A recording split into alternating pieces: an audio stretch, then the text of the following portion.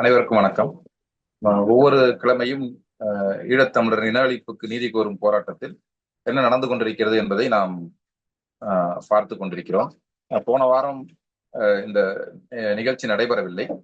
உண்மையில் ஆகஸ்ட் 12ஆம் தேதியே ஐநா மனித உரிமைகளுக்கான உயர் ஆணையரின் அறிக்கை, ஸ்ரீலங்காவின் மனித உரிமைகளுக்கான நிலை குறித்த அறிக்கை வெளிவந்து விட்டது. நாம் போன கிழமை திங்கட்கிழமை பேசியிருக்க வேண்டும். இப்போது செப்டம்பர் 3ஆம் தேதியிலிருந்து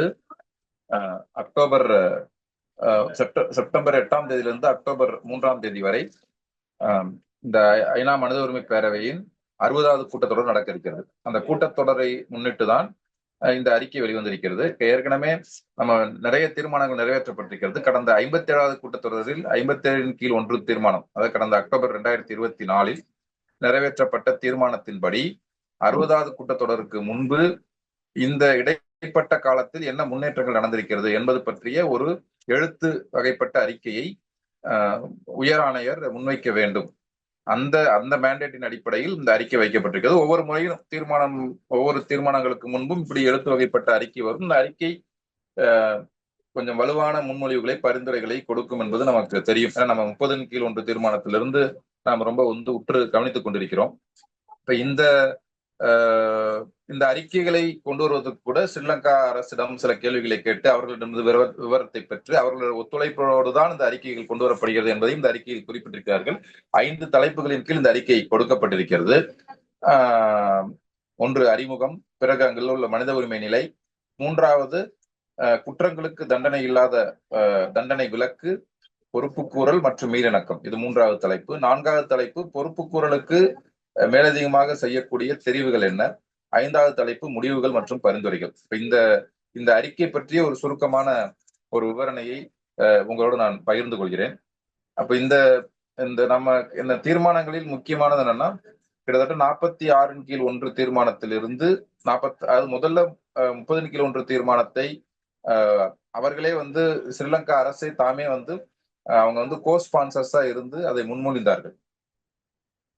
எந்த இடத்துல அவங்க அந்த ஒப்புதல் அருந்து போச்சுன்னா, 46 கீழ் 1 தீர்மானத்திலிருந்து இந்த சான்றுகளை சேகரித்து, பாதுகாத்து, தொகுத்து, ஆய்வு செய்யும் பணியை ஐநா மனித உரிமை பேரவை செய்ய போகிறது என்ற பத்தி தீர்மானத்தில் வந்ததில் இருந்து இது தங்கள் இறைமை மீதான ஒரு தலையீடு என்ற விமர்சனத்தின் பெயரால் அந்த தீர்மானங்களை ஏற்றுக்கொள்ள மறுத்துவிட்டது. எனவே இந்த அறிக்கை தொடங்கும் பொழுது அவர்கள் இந்த தீர்மானங்களை அவர்கள் ஏற்கவில்லை என்பதை குறிப்பிட்டு தான் தொடங்குகிறார்கள். எனவே இப்ப அந்த ஸ்ரீலங்கா சிறப்பு பிரதிநிதிகள் ஸ்ரீலங்காவுக்கு செல்வதற்கு அவர்கள் விசா கேட்ட பொழுது 9 அழைப்புகள் மறுக்கப்பட்டுள்ளன. ஸ்ரீலங்கா அரசு உள்ள வரத்துக்கு மறுத்திருக்கு. கடைசியாக இந்த 23 26 ஜூன் மாதம் ஐநா மனித உரிமைகளுக்கான உயர் ஆணையர் வோல்கர் டர்க் ஸ்ரீலங்காவுக்கு சென்றார். அது கூட அவர்கள் ஒரு அரசதந்திர நோக்கில் இந்த அவர்களை சாந்தப்படுத்துவது. ஏற்கனவே 9 விசா மறுக்கப்பட்டிருக்கிறது. இப்ப இவரை கடைசி நேரத்தில் இவரை அனுமதிப்பது என்பது அது நல்லிஃபை ஆகிறதுக்காக உதவிப்பட்டிருக்கு. இந்த அறிக்கையிலையும் அவர் வந்தார், அரசு தரப்பு தலைவர்களை சந்தித்தார், பிறகு பாதிக்கப்பட்ட அனைத்து சமூகங்களையும் சேர்ந்த பாதிக்கப்பட்டவர்களை சந்தித்தார் என்ற அந்த குறிப்பும் வருகிறது. இது அறிமுகத்தில் சொல்லப்படுகிறது. பிறகு மனித உரிமை நிலையை பொறுத்தவரை இந்த போன தீர்மானத்திற்கும் இதற்கும் இடைப்பட்ட நிலையில் ஆட்சி மாற்றம், அனுரகுமார திசாநாயக்கா அதிபராக தெரிவு செய்யப்பட்டார். பிறகு நாடாளுமன்றத்தில் மிகப்பெரிய பெரும்பான்மையை பெற்று அவர்கள் ஆட்சிக்கு வந்தார்கள். பிறகு உள்ளாட்சி தேர்தலில் வடக்கு கிழக்கில் அவர்கள் நாடாளுமன்றத்தில் பெற்ற அதே வாக்குகளை பெறவில்லை. மீண்டும் தமிழ் கட்சிகள் உள்ளாட்சி தேர்தலில் ஒரு முன்னிலைக்கு வந்து விட்டார்கள். இந்த செய்திகள் எல்லாம் வருகிறது. இன்னும் மாகாணங்களுக்கான தேர்தல் நடத்தப்படவில்லை. கடந்த 2014 தான் கடைசியாக நடத்தப்பட்ட தேர்தல் என்ற குறிப்பையும் சொல்கிறார்கள். சொல்லிவிட்டு இந்த புதிய அரசு, அனுராவின் அரசு ஒரு தொலைநோக்கோடு செயல்படுகிறது என்பதை எங்களால் பார்க்க முடிகிறது என்று குறிப்பிடுகிறார்கள். அதாவது இந்த அனைவரையும் உள்ளடக்கிய ஒரு தேசிய அடையாளத்திற்குள் நாட்டை கொண்டு செல்ல வேண்டும் என்ற ஒரு விவாதத்தை அவர்கள் கட்டமைக்கிறார்கள் என்பதை நாங்கள் கவனித்துக் கொண்டிருக்கிறோம் என்று அவர்கள் ஆனால் அதே நேரத்தில் திட்டவட்டமான விளைவுகளை அவர்கள் இன்னும் உருவாக்கவில்லை என்பதையும் குறிப்பிடுகிறார்கள். இப்போ இந்த 2வது பகுதியை பற்றி பேசிக் கொண்டிருக்கிறேன். அதுல 2வது பகுதியில் மனித உரிமைகளோட நிலை, அதை பொறுத்த வரைக்கும் நமக்கு இந்த பொருளியல் நெருக்கடி, கோவிடுக்கு பின்பு அவர்களுக்கு ஏற்பட்ட பொருளியல் நெருக்கடி, அறகலையா போராட்டம், அதிலிருந்து இந்த பொருளியல் நெருக்கடி பற்றிய குறிப்புகளும் ஊழல் பற்றிய குறிப்புகளும் மனித உரிமைகள் என்ற பகுதிக்குள் வருகிறது. நம்ம போன அறிக்கைகள், கடந்த தீர்மானங்களில் கூட இதை நாம் பார்த்தோம். அந்த வகையில் இந்த பொருளியல் நெருக்கடி எப்படி எங்க உணவு தட்டுப்பாட்டை ஏற்படுத்துகிறது, வறுமையை அதிகரித்திருக்கிறது, வேலை வாய்ப்பை குறைத்திருக்கிறது, மலையக தமிழர்களுக்கு எப்படி அந்த பொருளியல் நெருக்கடி பாதிப்பை ஏற்படுத்தியிருக்கிறது என்பதை பற்றி எல்லாம் குறிப்பிடுகிறார்கள். நமக்கு அது நமக்கு ஒரு முக்கியத்துவம் குறைந்த விஷயம்தான். அதை நான் வேகமாக கடந்து விட்டு இப்ப இந்த மனித உரிமைகள் பொறுத்து புதிய அரசு என்ன சட்ட திருத்தங்களை கொண்டு வந்திருக்கிறது, மனித உரிமைகளை பாதிக்கக்கூடிய அல்லது முன்னேற்றக்கூடிய சட்ட திருத்தங்களை கொண்டு வந்திருக்கிறது, சட்டங்களை கொண்டு வந்திருக்கிறது அல்லது சட்டங்களை கொண்டு வர மறுக்கிறது என்பது பற்றிய குறிப்பிருக்கிறது. ரொம்ப முக்கியமாக நாம் நினைவு வைத்துக் கொள்ள வேண்டிய விஷயம் இந்த பிரிவென்ஷன் ஆஃப் டெரரிசம் ஆக்ட், இந்த பயங்கரவாத தடுப்பு சட்டம். இந்த சட்டம் பன்னாட்டு நெறிமுறைகளுக்கு பொருத்தமான சட்டமாக இல்லை என்பதால் ஒவ்வொரு தீர்மானத்திலும் சட்டம் பன்னாட்டு தரத்திற்கு ஏற்ற வகையில் மாற்றியமைக்கப்பட வேண்டும் என்பது ஒவ்வொரு தீர்மானத்திலும் ஒரு கூறாக வந்து கொண்டிருக்கிறது. ஆனாலும் அவர்கள் அதுக்கு ஒப்புக்கொண்டு அதை ஒப்புக்கொள்கிறார்கள். ஆனால் சட்டத்தை திரும்ப பெற மறுக்கிறார்கள். திரும்ப பெற்றாலும் கூட அதை விட கூடிய ஒரு சட்டத்தை கொண்டு வருகிறார்கள். இதுதான் கடந்த காலத்தில் உள்ள நடைமுறை. இப்ப இந்த அரசு அப்படி ஒரு சட்டத்தை திரும்ப பெற்றுவிட்டு ஒரு புதிய சட்டத்தை கொண்டு வருவதற்கான ஒரு கமிஷன், இப்ப எப்படி திமுக அரசு ஒவ்வொரு கோரிக்கைக்கும் ஒவ்வொரு பிரச்சனைக்கும் ஒரு கமிட்டி அமைக்கிறாங்கல்ல, இதை பற்றி நாங்கள் ஒரு கமிட்டி அமைத்து அந்த பரிந்துரைகளை கேட்டு அதன்படி செய்கிறோம் என்பது போல நிறைய விஷயங்களுக்கு இந்த அறிக்கையில் இந்த அனுரகுமார அரசு நிறைய கமிட்டிகளை அமைத்திருப்பதை பற்றி குறிப்பிடுகிறார்கள். மொத்தத்தில் இந்த சட்டம் திரும்ப பெற்று புதிய சட்டம் ஒன்று பன்னாட்டு தரத்திற்கேற்ப கொண்டு வரப்படவில்லை.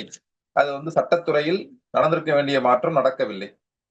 அது பற்றிய குறிப்பு இருக்கிறது. பிறகு இந்த இணைய பயன்பாட்டுக்கான இணைய பாதுகாப்பு சட்டம் ஒன்று இருக்கிறது. அதுவும் இந்த கருத்துரிமை பேச்சுரிமையை பாதிக்கக்கூடிய சட்டமாக இது ரெண்டும் சேர்த்து பார்த்தா மிகப்பெரிய பாதிப்பை ஏற்படுத்தக்கூடிய சட்டம். பிறகு இந்த பர்சனல் டேட்டா, தனிப்பட்ட விவரங்கள் பாதுகாப்பு சட்டம், அந்த சட்டம் இருக்கிறது. அது தனிநபருடைய அந்த தனிப்பட்ட தகவல்களை தமக்குள் வைத்துக் கொள்ளக்கூடிய உரிமையை மறுக்கிறது. எதன் பெயரால் அந்த தரவுகளை கேட்கிறார்கள் என்றால் தேசிய பாதுகாப்பு, பொது சட்ட ஒழுங்கு மற்றும் சுகாதாரம், இதன் பெயரால் தனிப்பட்ட நபர்களின் தகவல்களை பெற முயற்சிக்கிறார்கள் என்ற இந்த சட்ட திருத்தம் வந்திருக்கிறது, பர்சனல் டேட்டா ப்ரொடெக்ஷன் ஆக்ட். பிறகு முஸ்லீம் திருமண சட்டம் மற்றும் மனவிலக்கு சட்டம், அதில் ஒரு திருத்தம் வேண்டும் என்று ஐநா மனித உரிமை பேரவை சொல்கிறது. கடந்த காலத்தில் இது பற்றிய குறிப்பு இல்லை. அது இந்த மிகவும் இந்த வயது குறைவாக, மினிமம் ஏஜ் ஃபார் விமன், பெண்களுக்கான குறைந்தபட்ச வயதில் மாற்றம் கொண்டு வர வேண்டும் என்பதுதான் அவர்களுடைய முன்வைப்பு. அதுவும் இன்னும் சட்ட திருத்தம் இன்னும் வரவில்லை. பிறகு அதே போல இந்த மன உரிமை, இது டீகிரிமினலைஸ், உடன்பாடோடு கூடிய பாலியல் ஒழுங்கு தொடர்பாக அதை குற்ற நீக்கம் செய்ய வேண்டும் என்ற ஒரு பரிந்துரையும் சட்டத்துறையில் செய்ய வேண்டியவை பற்றிய குறிப்புகள் வருகின்றன. பிறகு மனித உரிமைகள் தொடர்பில் இருக்கக்கூடிய வேறு சில கவலைக்குரிய விஷயங்களை குறிப்பிடுகிறார்கள். அதில் இந்த சட்டவிரோதமாக தடுத்து வைத்தல், கைது செய்தல், சித்திரவதை செய்தல், ஒரு மோசமாக நடத்துதல், பிறகு கஸ்டோடியல் டெத்ஸ், இது சிறை கொட்டடி சாவுகள், காவல் கொட்டடி சாவுகள், இவை எல்லாமே இந்த காலப்பகுதியில் நடந்திருக்கிறது. அதற்கான சான்றுகளை அவர்கள் கொடுக்கிறார்கள். நான் விரைவாக கொண்டு செல்கிறேன். அதில் ஒரு தேஷ்பாண்டு டனக்குன் என்ற ஒரு காவல்துறை ஐஜி, உயர் அதிகாரி, ஏற்கனவே அவர் குற்றங்களில் ஈடுபட்டவர் என்பதால் அவரை பதவியிலிருந்து விலக சொல்லி இந்த அரசு அவரை பதவியிலிருந்து விலக்கி இருக்கிறது. அதை ஒரு குறிப்பாக இந்த அறிக்கையில் குறிப்பிடுகிறார்கள். அதே போல தமிழ் முஸ்லிம் சமூகங்களிலிருந்து செயல்படக்கூடிய, மனித உரிமை செயல்படக்கூடியவர்கள் சட்டப்புறம்பாக கைது செய்யப்படுவது, நினைவு கூறும் நிகழ்வுகளில் பங்கேற்க விரும்பினால் அவர்களை கைது செய்து தடுத்து வைப்பது, இதெல்லாம் கடந்த காலத்தில் நடந்திருக்கிறது. ஒரு இஸ்ரேலை கண்டித்து ஒரு சுவரொட்டி ஒட்டியதற்காக ஒரு 23 வயது முஸ்லிம் இளைஞன் கைது செய்யப்பட்டு கடந்த மார்ச் 2021 கைது செய்யப்பட்டார் என்பதை கூட இந்த அறிக்கையில் குறிப்பிடுகிறார். அதாவது இந்த கைதுகள் எவ்வளவு நடந்திருக்கிறது, காவல் கொட்டடி கொலைகள் நடந்திருக்கிறது என்பது பற்றிய ஒரு தொகுப்பை தருகிறார்கள். பிறகு இந்த என்ஜிஓக்கள், அரசு சாரா தொண்டு நிறுவனங்கள் செயல்படுவதற்கான நிறைய கட்டுப்பாடுகளை விதிக்கிறார்கள். அதற்கு வந்து அவர்களுடைய அந்த லைசன்ஸை வந்து புதுப்பிக்க வேண்டும். அதற்கான ஒப்புதலை நாட்டுடைய பாதுகாப்புத்துறை அமைச்சகத்திடமிருந்து பெற வேண்டும். டிஃபென்ஸ் மினிஸ்ட்ரி ஆஃப் டிஃபென்ஸ்ல இருந்து ஒப்புதல் பெற்றால்தான் ஒரு என்ஜிஓ வந்து செயல்பட முடியும். இது வந்து இப்ப இந்தியாலே வந்து இந்த FRCA சட்டங்களின் மூலமாக உள்ள தொண்டு நிறுவனங்களை ஏராளமான தொண்டு நிறுவனங்கள் முடக்கப்பட்டிருக்கின்றன. அவர்களுக்கான நிதிகள் முடக்கப்பட்டிருக்கிறது. இந்திய அரசு வந்து கடந்த 11 ஆண்டுகளாக செய்து கொண்டிருக்கிறது. அப்படி அவர்கள் வந்து இந்த தொண்டு நிறுவனங்கள் செயல்படுவதற்கான தடைகளை, கட்டுப்பாடுகளை அதிகப்படுத்தியிருக்கிறார்கள். அதை பற்றிய ஒரு குறிப்பு. பிறகு வந்து இந்த கண்காணிப்பு, அதாவது சர்வேலன்ஸ், அச்சுறுத்தல், இதுவும் வந்து இந்த காலகட்டத்தில் குறிப்பாக வடக்கு கிழக்கு பகுதியில் இருந்து கொண்டிருக்கிறது. அந்த இலங்கை ஒற்றையாட்சி அரசின் கண்காணிப்பு பொறியமைப்புக்குள்ளதான் மக்கள் வாழ்ந்து கொண்டிருக்கிறார்கள் என்பதை அவர்கள் குறிப்பிடுகிறார்கள். இந்த 16 ஆண்டுகள் ஆன பெறும் கூட இதில் எந்த தளர்வும் இல்லை. போர் முடிந்து 16 ஆண்டுகள் ஆகியும் தளர்வுகள் இல்லை என்பதை குறிப்பிடுகிறார்கள். இந்த காலப்பகுதியில் கடந்த ஆகஸ்ட் 2024 இதுவரை 7 மனித உரிமை காப்பாளர்கள், அவர்கள் அப்புறம் காணாமல் ஆக்கப்பட்டவர்கள் குடும்பங்கள் அரசு அதிகாரிகளால், அதாவது பாதுகாப்புத்துறை அதிகாரிகளால் அச்சுறுத்தலுக்கும் துன்புறுத்தலுக்கும் உள்ளாகி இருக்கிறார்கள் என்பதை இவங்க பதிவு செய்யறாங்க. அது எதுனா வடக்கு கிழக்கு பகுதியை சேர்ந்தவர்கள், அதாவது தமிழர்கள். அது வந்து அந்த குறிப்பு இந்த அறிக்கையில் வருகிறது. வெளிநாடுகளில் சென்று ஐநாவில் முறையிட சென்றவர்கள் கூட, ஐரோப்பா சென்று வந்தவர் கூட அச்சுறுத்தப்பட்டிருக்கிறார் என்ற குறிப்பும் வருகிறது. பிறகு நில அபகரிப்பு மற்றும் இந்த விகாரைகளை, பௌத்த விகாரைகளை கொண்டு வருவது பற்றிய குறிப்பு இந்த மனித உரிமை சூழல் என்ற தலைப்பின் கீழ் வருகிறது. அதில் முதலில் அவர்கள் வந்து இந்த யாழ்ப்பாண பலாலி சாலையை திறந்து விடுதல் என்பதை அதிபர் தேர்தலுக்கும் நாடாளுமன்ற தேர்தலுக்கும் இடைப்பட்ட காலத்திலே அனுரகுமார திசாநாயக்கா செய்தார். அதை பற்றி ஒரு குறிப்பு வருகிறது. ஆனால் இந்த தொல்லியல் திணைக்களம், ஏற்கனவே இதை பத்தி பேசியிருக்கோம். தொல்லியல் திணைக்களம், வனவிலங்குகள் திணைக்களம், வன பாதுகாப்பு திணைக்களம், இந்த திணைக்களங்களின் பெயரால் தமிழருடைய நிலங்களை அபகரிப்பது என்பது நடந்து கொண்டிருக்கிறது. அது வடக்கு கிழக்கில் நடந்து கொண்டிருக்கிறது என்ற குற்றச்சாட்டு இருக்கிறது. அதை பற்றிய குறிப்பு வந்து இந்த நில அபகரிப்பு என்பதற்கு கீழ் அது வருகிறது, சொல்லப்படுகிறது. அதே போல இந்த பௌத்த விகாரைகள், தையிட்டியில் பௌத்த விகாரை நிறுவப்பட்டிருப்பது சம்பந்தமாகவும் வந்து இந்த குறிப்பிலே வந்து வருகிறது. அந்த தையிட்டி பௌத்த விகாரைகள் தொடர்பில் இந்த நேஷனல், முக்கியமானது இந்த ஆபீஸ் ஃபார் மிஸ்ஸிங் பர்சன்ஸ், காணாமலாக்கப்பட்டவருக்கான அலுவலகம், அப்புறம் இழப்பீடு தருவதற்கான அலுவலகம், அப்புறம் இன்னொரு 3வது முக்கியமான அலுவலகம் வந்து தேசிய ஒற்றுமை மற்றும் மீளிணக்கத்துக்கான அலுவலகம். இந்த 3 அலுவலகங்கள் பொறுப்புக்குழுவின் பொருட்டும் மீளிணக்கம் பொருட்டும் ஸ்ரீலங்காவில் செயல்பட்டுக் கொண்டிருக்கின்றன. எனவே இந்த அலுவலகங்களுடைய அதிகாரிகளை சந்திப்பது, அந்த அலுவலகங்கள் என்ன செய்திருக்கின்றன என்பதை கண்காணிப்பது எல்லாமே நடந்துட்டு இருக்கு. அந்த தேசிய ஒற்றுமை மற்றும் மீளிணக்கத்துக்கான அலுவலகம் வந்து தையிட்டி விகாரை தொடர்பாக தலையிட்டு அதை தீர்வு செய்ய முயற்சி செய்து கொண்டிருக்கிறது என்ற குறிப்பு இது வருகிறது. அப்புறம் 3வது பெருந்தலைப்பு குற்றங்களுக்கு தண்டனை விலக்கு, பொறுப்புக்கூறல், மீளிணக்கம். இது பற்றி என்ன நடந்திருக்கிறது இந்த காலப்பகுதியில்? அனுரகுமார திசாநாயக்கா பதவி ஏற்றவுடன் அவர் பாதிக்கப்பட்டவர்களுக்கு நீதியை உறுதி செய்வேன், குற்றமிழைத்தவர்களை பொறுப்பு கூற செய்வேன் என்ற ஒரு மிக புகழ்பெற்ற ஒரு அறிவிப்பை அவர் செய்திருந்தார். ஆனால் இப்போதும் அந்த குற்றங்களுக்கு தண்டனை விலக்கு என்பது தொடர்ந்து கொண்டிருக்கிறது. அதற்கான ஒரு கட்டமைப்பு ஏற்பட்ட நிலைமைகளில் எந்த மாற்றமும் இல்லை என்பதை இந்த அறிக்கை குறிப்பிடுகிறது. இப்ப ரொம்ப முக்கியமா நம்மளுடைய கவனத்திற்குரிய இந்த பகுதி என்னன்னா, இந்த காணாமல் ஆக்கப்பட்டவருக்கான அலுவலகம் என்ன செய்திருக்கிறது? 2018 இருந்து உருவாக்கப்பட்டது பல்லில்லாத அலுவலகம். அது வந்து மனுக்களை வாங்க முடியும், அதை விசாரணை செய்ய முடியாது, யாரையும் குற்றமிழைத்தவர் என்று சொல்ல முடியாது. ஒரு பல்லில்லாத ஒரு நிறுவனமாகத்தான் உருவாக்கப்பட்டது. அப்ப இவங்க எப்படி விமர்சிக்கிறாங்கன்னா, அதோடைய நிறுவனம் சார்ந்த கட்டமைப்பு பலவீனமாக இருக்கிறது, மிக குறைந்த வளங்களும் மிக குறைந்த மேண்டேட்டும் ஆணையும் தான் அதற்கு இருக்கிறது. கூடவே ஒரு அரசியல் மனத்திற்பம் இல்லை, லேக் ஆஃப் பொலிட்டிக்கல் வில். இப்ப என்னன்னா 15,000 வழக்குகள், காணாமலாக்கப்பட்டோர் வழக்குகள் இருக்கிறது. அதில் இதுவரை 18 பேருக்கு மட்டும்தான் அவங்க ட்ரேஸ் பண்ணியிருக்காங்க. 15,000 முறையீடுகளில் 18 ஆட்களுக்கு மட்டும்தான் அவர்கள் வந்து ட்ரேஸ் பண்ணியிருக்கிறார்கள்.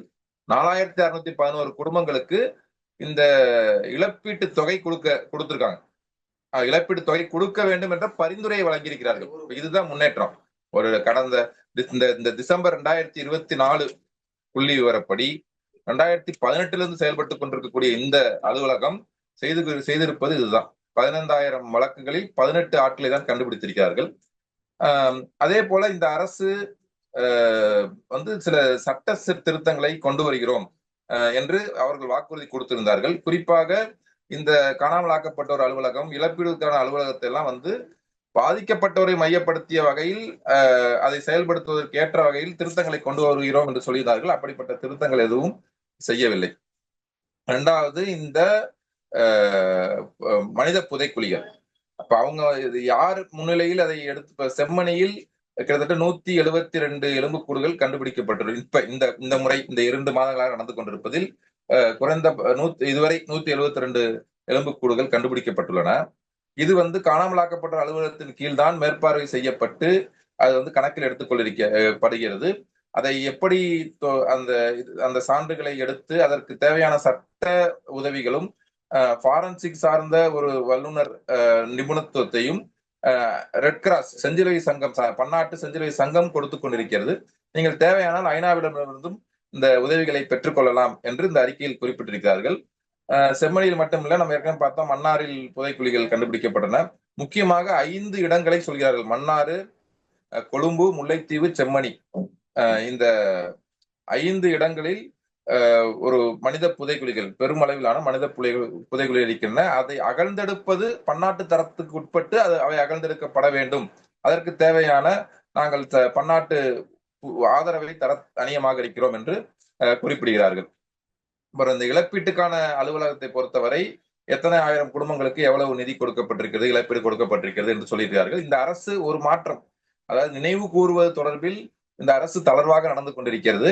நீங்கள் கொல்லப்பட்ட இறந்த உங்கள் குடும்ப உறுப்பினர்களை நினைவு கூறுவதற்கு எந்த தடையும் இல்லை. ஆனால் அது வந்து பயங்கரவாதத்தை ஒரு ஒரு விதந்தோதுவதாக புகழ்வதாக இருக்கக்கூடாது என்ற ஒரு கட்டுத்திட்டத்தோடு இதை வந்து அவர்கள் வந்து அனுமதிக்கிறார்கள் என்ற குறிப்பையும் போட்டிருக்கிறார்கள். அப்புறம் உண்மை மற்றும் மீளிணக்கத்துக்கான ஆணையம் வந்து கோத்தபய ராஜபக்ச 2018 வந்தது. அப்புறம் அது போதுமானதாக இல்லை என்பதால் அதற்கு அதை உருவாக்குவதற்கான ஒரு கமிட்டியை போட்டிருக்காங்க. இப்ப அதுதான் அந்த ஒரு கன்சல்டேட்டிவ் டாஸ்க் போர்ஸ், ஒரு செயலணி ஒன்றை உருவாக்கி இருக்கிறார்கள் அனுரகுமார் அரசு. அந்த இடத்துலதான் அது இருக்கு. இப்ப முக்கியமான ஒன்று வந்து இந்த பட்டலண்ட ஆணையோடைய அறிக்கை. இப்ப ஜேவிபி இந்த ஐநா அறிக்கையில் குறிப்பிட்டிருக்கிறார்கள். ஜேவிபி 1987 2வது முறை ஜேவிபி கலகம் செய்த பொழுது 70,000க்கு பல்லாயிரக்கணக்கானோர் கொல்லப்பட்டார்கள். அதை ஒட்டி 1998 வந்த அந்த பட்டலண்ட ஆணையத்தின் அறிக்கை நாடாளுமன்றத்தில் முன்வைக்கப்படவில்லை. இப்போது அனுரகுமார் அரசு நாடாளுமன்றத்தில் முன்வைக்கப்பட்டு அது விவாதிக்கப்பட்டிருக்கிறது. அந்த அறிக்கை பற்றிய குறிப்பையும் அதிலும் வந்து பொறுப்புகள் உறுதி செய்யப்பட வேண்டும் என்று ஐநா மனித உரிமை பேரவை வந்து இந்த அறிக்கையில் குறிப்பிட்டிருக்கிறார்கள். புகழ்பெற்ற வழக்குகளில் என்ன தீர்ப்பு வந்திருக்கிறது என்பது தொடர்பிலும் இந்த குறிப்பு இருக்கிறது. அதில் வந்து ஒரு 7 புகழ்பெற்ற வழக்குகளுக்கு வந்து வழக்கை விசாரித்து தீர்ப்பு சொல்ல வேண்டும், அதை விரைவுபடுத்த வேண்டும் என்றதில் ஒன்று ஊடகவியலாளர் சிவராமன் கடத்தி கொல்லப்பட்ட வழக்கு 2005.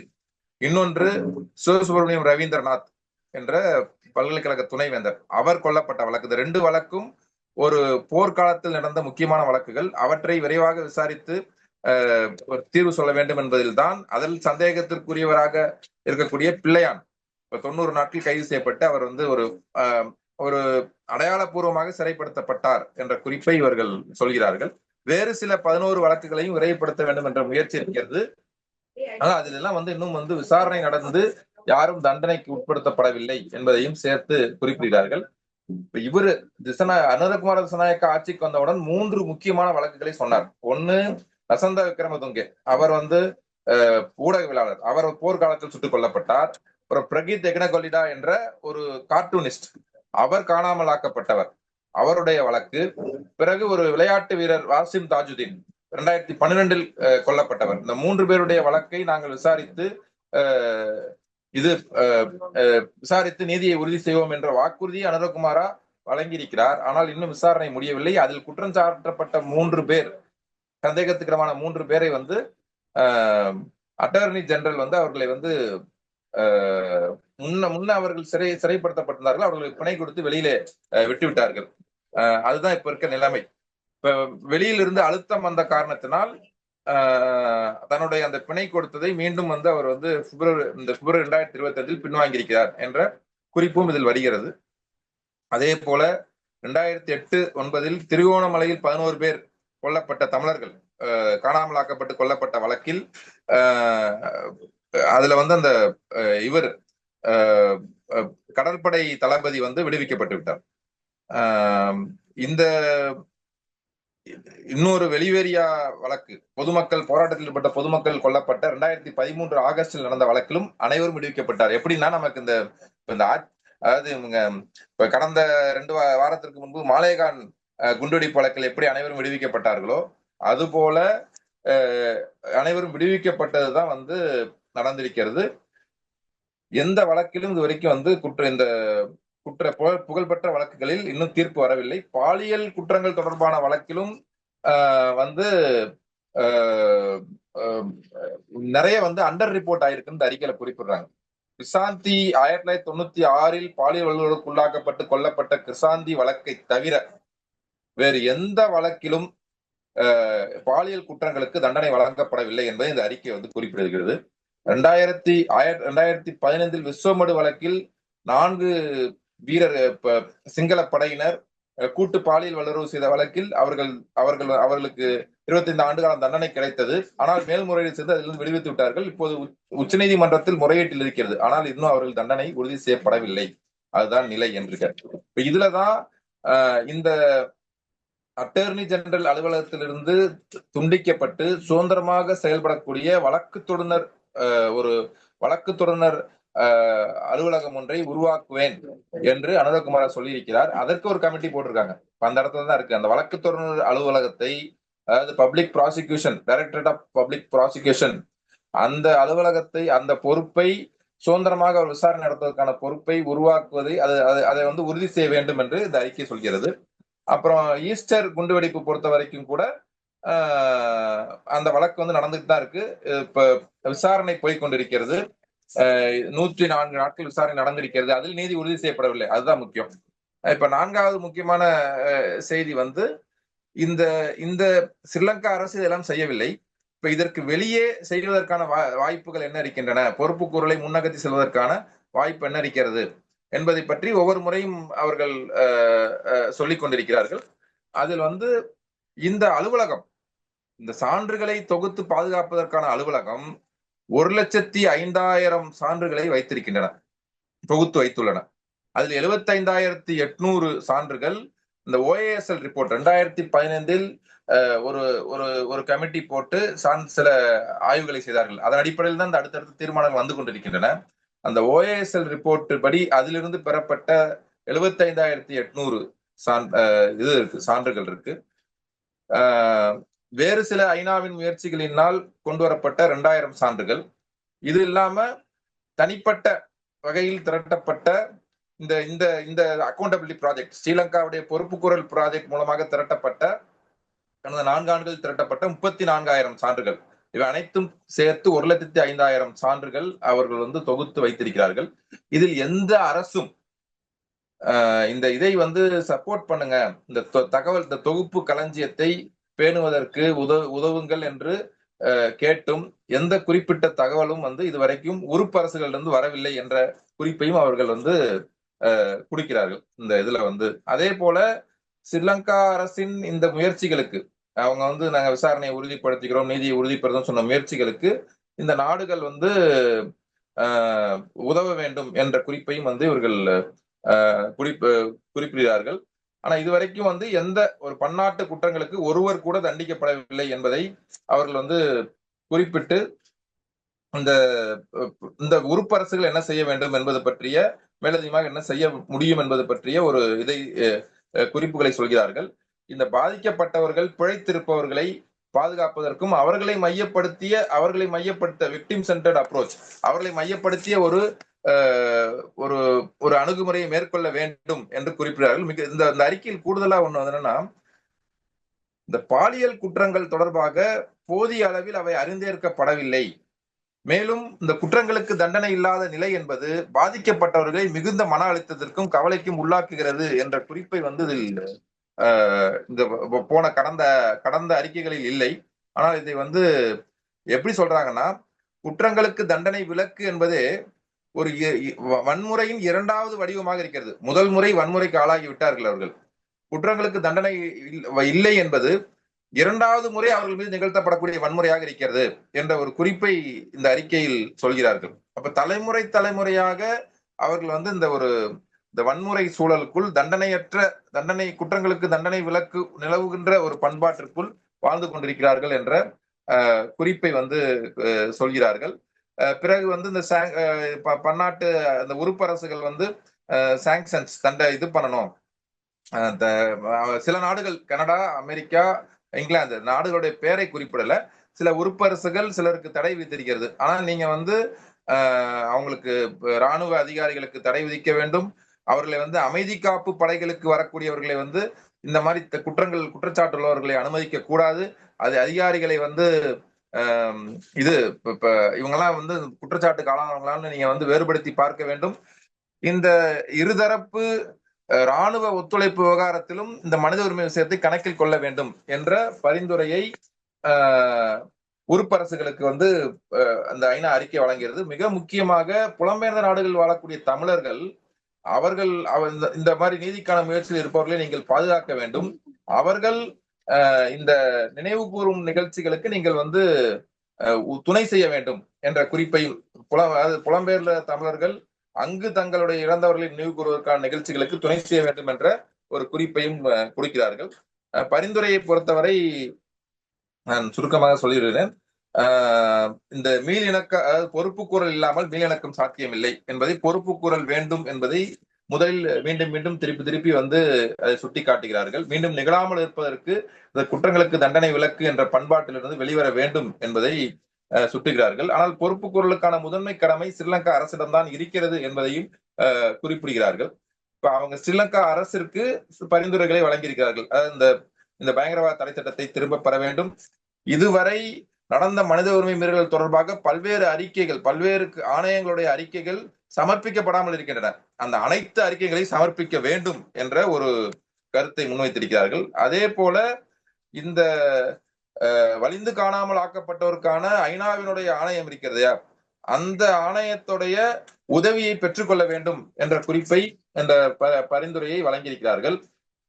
முக்கியமான மனித உரிமை மீறலில் ஈடுபட்டவர்கள் அரசு பொறுப்பில் இருந்தாலும், பாதுகாப்பு துறையை சேர்ந்தவர்களாக இருந்தாலும், அல்லது அரசதந்திர பொறுப்பில் இருந்தாலும் அவர்களை அதில் அந்த பொறுப்புகளுக்கு அவர்களை பணியமர்த்த கூடாது என்ற குறிப்பை குறிக்கிறார்கள்.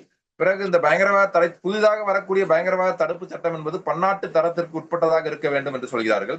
இப்போது நீங்கள் ஏற்றிருக்கக்கூடிய இணைய பாதுகாப்பு சட்டம், தனிநபர் தகவல் பாதுகாப்பு சட்டம், இந்த சட்டங்கள் எல்லாம் பன்னாட்டு சட்ட நெறிமுறைகளுக்கு உட்பட்டு இருக்க வேண்டும் என்று சொல்கிறார்கள். நீங்கள் இந்த வலிந்து காணாமல் ஆக்கப்படுதல், சட்டப்புறம்பாக கொலை செய்தல், சித்திரவதை, பாலியல் வன்முறை இதையெல்லாம் படை வீரர்கள் செய்யக்கூடாது என்று வெளிப்படையாக ஒரு அறிவிப்பை தர வேண்டும். Publicly issue unequal instructions. இப்படி செய்தால் விசாரணைக்கு உட்படுத்தப்பட்டு தண்டனைக்கு உள்ளாக்கப்படுவீர்கள் என்று வெளிப்படையான ஒரு அறிவிப்பை இந்த அரசு செய்ய வேண்டும் என்று அவர்கள் பரிந்துரை செய்கிறார்கள். சுதந்திரமான வழக்கு தொடுநர் அமைப்பு ஒன்றை உருவாக்க வேண்டும் என்பதை சொல்லியுள்ளார்கள். புகழ்பெற்ற வழக்குகளை விசாரித்து நீதியை உறுதி செய்ய வேண்டும். முஸ்லிம் மனவிலக்கு மற்றும் மன உரிமை மனம் மற்றும் விலக்கு சட்டத்தில் பன்னாட்டு சட்டங்களுக்கு ஏற்ப திருத்தங்களை கொண்டு வர வேண்டும். இந்த விகாரைகளை நிறுவுவதில் அதாவது இந்த வெவ்வேறு சமயத்தை சேர்ந்தவர்களுக்கிடையே ஒரு உரையாடலை நடத்தி அதை தீர்வு செய்ய வேண்டும். அப்புறம் வழக்கம் போல இந்த 11வது திருத்தம் குறிப்பிடல அவங்க. பட் அந்த அதிகார பகிர்வு நிர்வாகத்திலும் அதிகாரத்திலும் பகிர்வை வந்து எல்லா மட்டத்திலும் உள்ளாட்சி, மாவட்டம் மற்றும் மாகாண அதிகாரங்களை உறுதி செய்ய வேண்டும் என்று பரிந்துரை வழங்கியிருக்கிறார்கள். வேறு சில பரிந்துரைகளும் அதாவது இப்ப நீங்க இந்த விசா கேட்டு நாங்கள் வந்து சிறப்பு பிரதிநிதிகள், ஐநாவின் சிறப்பு பிரதிநிதிகள் விசா கேட்டு விண்ணப்பித்தால் அவர்களை உள்ளே அனுமதிக்க வேண்டும் என்று குறிப்பிட்டிருக்கிறார்கள். அனைத்து வகைப்பட்ட கண்காணிப்பு, துன்புறுத்தல்களை நீங்கள் ஊடகவியலாளர்கள், பாதிக்கப்பட்டோர், அவரது குடும்பங்கள், குறிப்பாக பெண்கள், பிறகு மனித உரிமை காப்பாளர்கள், பிறகு குடிமை சமூக பிரதிநிதிகள், இவர்களுக்கு எதிரான அனைத்து வகைப்பட்ட கண்காணிப்பு மற்றும் துன்புறுத்தலை கைவிட வேண்டும் என்று இந்த அறிக்கை குறிப்பிடுகிறது. அதே போல இந்த ஆஸ்டரிட்டி மெசர்ஸ், இந்த பொருளியல் நெருக்கடி இருப்பதனால் சில இந்த அந்த சலுகைகள், இந்த மக்களுக்கு வழங்கக்கூடிய இந்த நலத்திட்டங்களை நீங்கள் குறைக்கிறீர்கள், அது பன்னாட்டு சட்ட விதிகளுக்கு உட்பட்டு நீங்கள் அதை மேற்கொள்ள வேண்டும் என்ற ஒரு குறிப்பும் இருக்கிறது. அது அந்த IMF உடைய உடன்பாடோடு சேர்த்து வரக்கூடியது. அது நமக்கு இந்த அளவுக்கு இப்போதைக்கு அது முக்கியம் இல்ல. அப்புறம் உறுப்பு அரசுகளை பொறுத்தவரை அவர்கள் இந்த இந்த எல்லை கடந்த மேலுரிமை, எக்ஸ்ட்ரா உலகளாவிய மேலுரிமை என்று சொல்றோம் இல்லையா, அதாவது இந்த ஒரு செய்தி, இந்த அரசு ரோமாபுரி சட்டத்தின் அந்த ரோமாபுரி சட்டத்தில் இது கையெழுத்திட வேண்டும் என்பதும் ஒரு பரிந்துரை. அப்பதான் அவங்க உள்நாட்டு புலனாய்வு கூட, இந்த பன்னாட்டு சட்டமீறலுக்கான உள்நாட்டு விசாரணை கூட அவங்க பண்ண முடியும் என்பதற்காக அந்த பரிந்துரையை செய்திருக்கிறார்கள். மிக முக்கியமாக இந்த பயணத்தடை விதிக்க இந்த நீங்க தான் இன்டர்நேஷனல் கோர்ட்ல கூட கேஸா போடலாம். இப்ப முதல்ல அவங்க வருத்தம் தெரிவிக்கிறாங்க. இப்ப பன்னாட்டு நீதிமன்றங்களில் யாரும் போய் வழக்கு தொடுக்கல. இப்ப இஸ்ரேலுக்கு இஸ்ரேல் பாலஸ்தீனத்துக்கு எதிராக செய்யக்கூடிய குற்றங்களுக்கு தென்னாப்பிரிக்கா வழக்கு தொடுத்திருக்கிற போல் எந்த ஒரு உறுப்பரசும் ஈழத்தமிழருக்கு எதிரான குற்றங்களுக்கு ஒரு நீதி கேட்டு பன்னாட்டு குற்றவியல் நீதிமன்றத்தில் வழக்கு தொடுக்கவில்லை என்பதையும் கூட அவர்கள் குறிப்பிடுகிறார்கள். எனவே இந்த